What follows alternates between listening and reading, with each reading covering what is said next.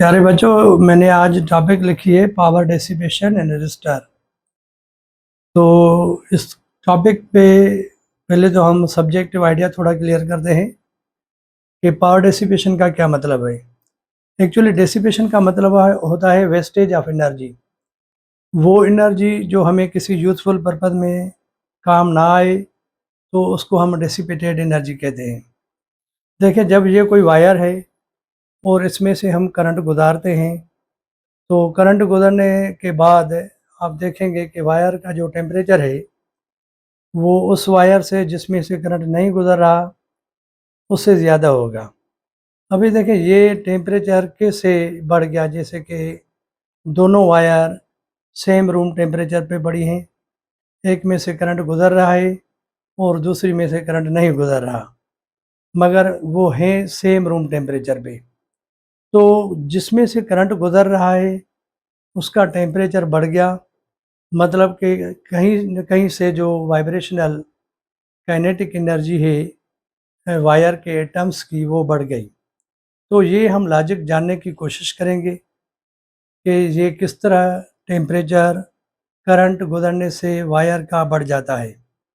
Some cases आपने देखा होगा कि अगर वायर थिनर होती है और हम उसमें से ज़्यादा एम्पियर करंट का गुजारते हैं तो वो वायर इतनी हार्ड हो जाती है कि वो जल जाती है। तो इसी मैकेनिज़्म को देखने के लिए हमने ये टॉपिक लिखी है कि पावर डिसिपेशन इन रजिस्टर्स कैसे होता है। मान लीजिए कि ये एक सेल है, सेल मिल के फिर बैटरी बनाते हैं। ये जो एक बड़ी लाइन और एक छोटी लाइन है, इसको हम सेल कहते हैं। अगर ऐसी लाइन से बड़ी छोटी ज़्यादा होंगी तो ये फिर हो जाएगी combination of cells, so called battery. So battery is the combination of cell. और बैटरी की जो सिंबल है वो इस तरह लिखेंगे। ये अगर इस तरह है तो ये है बैटरी और ये है सिंगल सेल। अभी इस सेल में से जो चार्जेस गुजर रही हैं, ये पॉइंट ए है, ये पॉइंट बी है। देखिए, इस ए पॉइंट पे जो पोटेंशियल पहुंचेगा वो होगा वी ए, और बी पे जो बन जाएगा वो होगा वी बी। तो जो वी ए पोटेंशियल है वो ग्रेटर है वी बी से, मतलब कि वी बी कम हो गया वी ए से।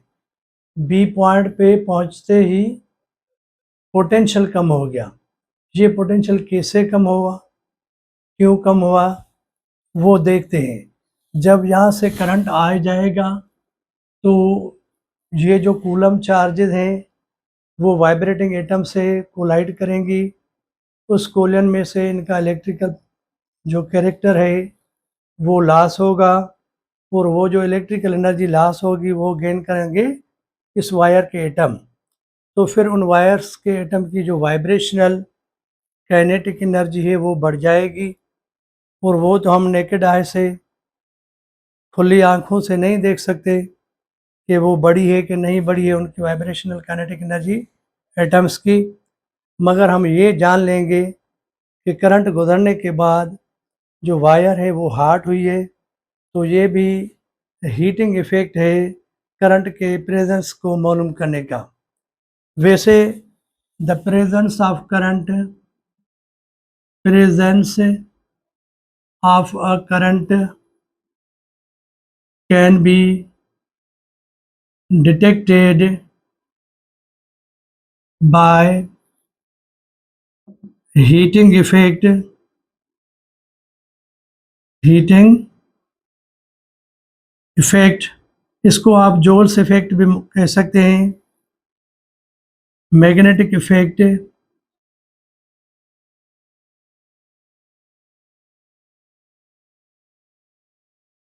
हीटिंग इफेक्ट, मैग्नेटिक इफेक्ट, और एक और भी इफेक्ट है भी आप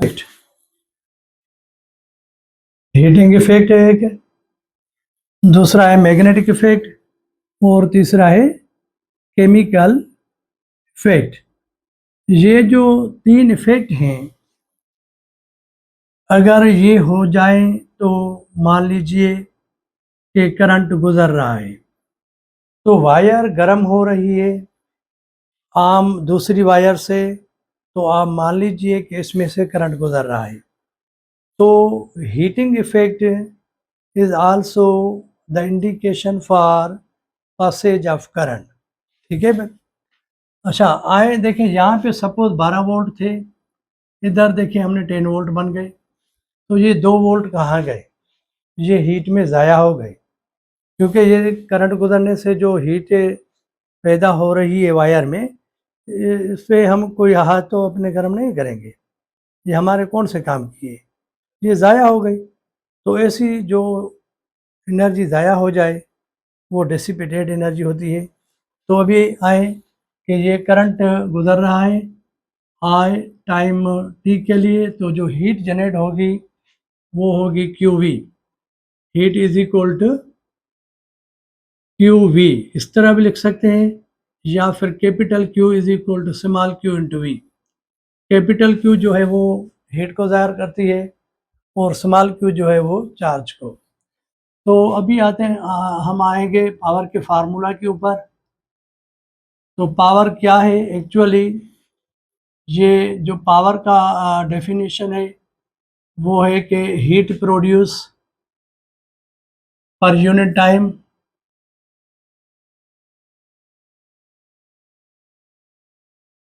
कॉल्ड पावर डिसिपेशन। आपने पढ़ा होगा rate of doing work is called power, energy dissipated per unit time is called power, energy transferred per unit time is called power. Power की बहुत सारी डेफिनेशन है। तो आए पावर के फार्मूला के ऊपर। ये देखें, वर्क पर यूनिट टाइम, जो वर्क है वो अभी इस क्यू के बराबर है, वर्क क्यू बराबर W, W is equal to Q V. तो ये देखें, ये हो गई क्यू और ये हो गया टी। क्यू का क्या वैल्यू है? पावर आ गया Q we bye T.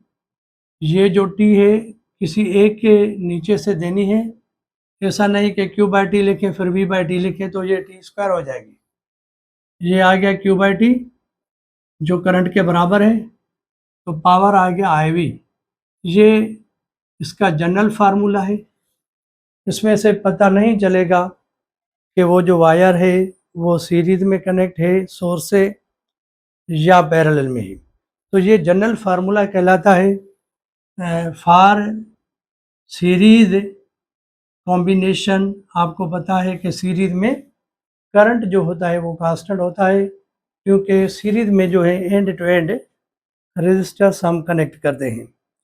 When resistors are connected in such a way that there is a single path for flow of current, then it is called series combination. तो current उसमें divide नहीं होता। For series V is equal to I R from Ohm's law. तो V की जगह आप लिखेंगे I R, तो ये हो गया आई स्क्वायर आर। ये पावर डिसिपेशन का फार्मूला है for series combination. For parallel combination में जो पोटेंशियल होता है वो सारे रेजिस्टर्स के लिए सेम होता है। तो ये जनरल फार्मूला है, इसको हम मान लेते हैं इक्वेशन ए। इसमें अभी आप लिखेंगे आई की जगह वी बाय आर, तो ये आ गया वी स्क्वायर बाय आर। ये पावर डिसिपेशन का फार्मूला फॉर पैरेलल। ये 3 फार्मूलाज या फिर 4 हो गए। एक वाला ये हो गया work done per unit time, energy dissipated per unit time. फिर कैपिटल क्यू की जगह आपने स्मॉल क्यू और वी लिखा। फिर ये आ गया आई वी, एक ये फार्मूला, 2, 3 और 4 फार्मूला। ये है पावर डिसिपेशन के। अभी आपने ये नोट किया है एमसीक्यू कि presence of current can be detected by heating effect, magnetic effect, chemical effect. ये आगे चल के डिस्कस करेंगे। तो अभी हम लिखते हैं जोल्स लॉ के जो 4 रिलेशन है वो कौन से हैं वो देखिए। इसमें से निकलते हैं Joule's heating laws. Joule's heating laws, जहाँ से ओम्स लॉ फेल होता है वहाँ से जोल्स लॉ एप्लीकेबल होता है। तो प्यारे बच्चों, जोल्स लॉ जो है वो स्पेशली सेमीकंडक्टर और आइडली इंसुलेटर के लिए वैलिड होता है। तो देखें, if A current I flows through register for time t second से heat generated is कौन सी हीट जनरेट होगी? तो ये देखें, ये हीट बाय टी है। तो यहाँ पे जो फार्मूला है P is equal to heat by T, तो आप लिखें Q is equal to P into T. आप Q को ऐसा करें कि एच में कन्वर्ट कर दें, तो एक ये फार्मूला आ गया ये वाला, इसको इक्वेशन 1 कर दें। दूसरा आ गया P के जगह पे आप लिखें I V, P is equal to I V into T.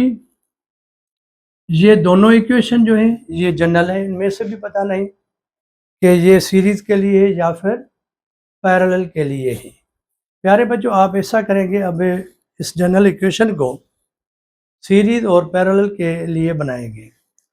अगर सीरीज के लिए तो फॉर सीरीज मैंने अभी भी बताया, करंट जो है वो सेम रहता है, तो फिर आप V की जगह आई आर पुट करें, तो ये हो गई हीट जनरेटेड। V की जगह आई आर आएगा, तो आई पहले ही एक बड़ा है, ये हो गया आई स्क्वायर आर इंटू टी। ये हो गया फॉर सीरीज, ये फॉर सीरीज हो गया। फॉर पैरेलल करें, पैरेलल में पोटेंशियल सेम, तो इस जनरल इक्वेशन में इसको मैं इक्वेशन ए नेम दे देता हूँ या फिर बी देता हूँ, ठीक है। पैरेलल में क्या करेंगे, I is equal to V by R, potential constant होता है, तो यहाँ पे आई का वैल्यू रखेंगे। Heat generated is equal to V पहले ही एक पड़ा है, V square by R into T. तो ये जो चार इक्वेशन हो गई ये कहलाती हैं 1 2 3 4। ये हैं Joule's heating loss, A B C D और ई में करें all, which are called Joule's heating loss. All of these are called Joule's heating loss. So which are the applications of Joule's heating loss, ये आपको याद रखने हैं। देखिए, जहाँ पे भी आप देखें कि करंट में से हीट जनरेट हो रही है, तो वहीं पे होता है जोल्स हीटिंग लॉस। रजिस्टर है, हेयर ड्रायर है, आयरन है, हीटिंग कॉइल ऑफ हीटर है, कॉइल ऑफ वाटर गीज़र है। तो ये जो सारे चीज़ें हैं वो जोल्स लॉस की एप्लीकेशन है, ठीक है।